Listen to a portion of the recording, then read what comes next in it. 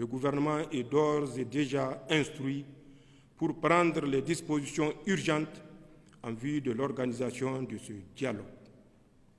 Dans ce cadre, les forces vives qui y seront conviées s'attelleront dans un délai de 30 jours à formuler des propositions concrètes devant conduire 1.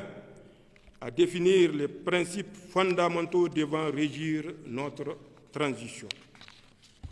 2. À définir la priorité de la transition dont la durée ne saurait aller au-delà de 3 ans.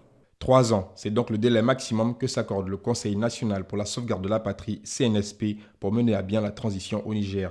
La question sera abordée lors du futur dialogue national qui se tiendra dans les prochains jours. Le calendrier proposé par l'exécutif nigérien a été bien accueilli par les populations. Celles-ci ont d'ailleurs manifesté en masse leur soutien aux nouvelles autorités nigériennes dans la journée du 20 août. En revanche, pour la communauté économique des États d'Afrique de l'Ouest, CEDEAO, la solution envisagée par Niamey n'est pas tenable. Dans une interview accordée à nos confrères de la British Broadcast Corporation, BBC, Abdel Fattah Moussa, le commissaire aux affaires politiques de l'organisation sous-régionale, a déclaré que la CEDEAO n'acceptera plus de transition prolongée dans la région. Aussi, il demande au CNSP de se préparer à libérer le pouvoir dans les plus brefs délais. Des déclarations perçues comme des menaces par Niamey qui prévient.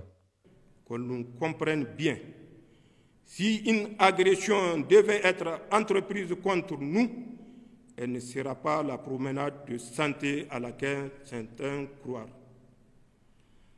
En effet, ils trouveront face à eux 26 millions de Nigériens, forts du soutien de notre grand peuple et avec l'aide de nos frères du Burkina, de la Guinée et du Mali, les forces de défense et de sécurité du Niger ne se déroberont pas.